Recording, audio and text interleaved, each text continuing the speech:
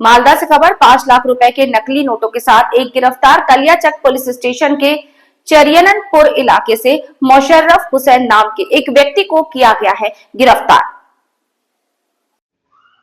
Vaishnonagar police station के सीमावर्ती गांव परदेवनापुर बरामद नोट 500 रुपए के।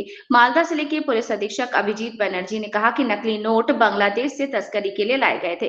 गिरफ्तार व्यक्ति को रिमांड पर लेकर पूछताछ की जाएगी ताकि पता लगाया जा सके कि इस धंधे में और कौन शामिल है। शुरुआत में 2 और नाम सामने आए और इनकी तलाश जारी है। मालदा से रामचंद्र मंडल की रिपोर्ट।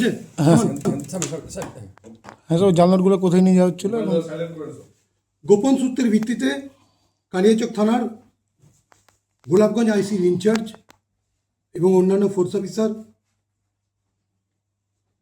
চরিয়ানন্দপুরের কামাতের ওখানে আইটিআই কলেজের কাছ থেকে একজন ব্যক্তিকে ইন্টারসেপ্ট করে। মোশাররফ হোসেন সান অফ সামায়ুন আলী, এর বাড়ি পার বৈদ্যনাথপুর, পোস্ট দেওনাপুর, থানা বৈষ্ণবনগর, জেলা মালদা।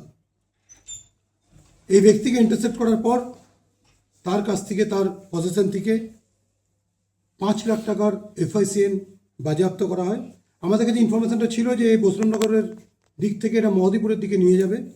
এই ইনফরমেশনটাই ওয়ার্কআউট করে আমাদের ফোর্স অফিসাররা এবং এই ব্যক্তিকে অ্যারেস্ট করা হয় এবং তার পজিশন থেকে 5 লাখ টাকা জাল নোট আমরা সিজড করি, যেটা 9 RK সিরিজের।